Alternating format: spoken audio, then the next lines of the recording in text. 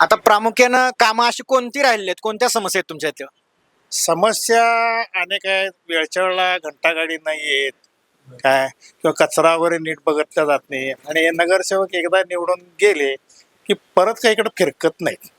आणि कधी आमच्याकडे येऊन बाबा काय हवा तुमचं, कसं काय काय काय अडचणी आहेत का, कधीही काय विचारत नाही. आणि आम्ही भेटायला गेलो तर कधी भेटत नाहीत, म्हणजे भेटत सुद्धा नाहीत. भेटत सुद्धा नाहीत.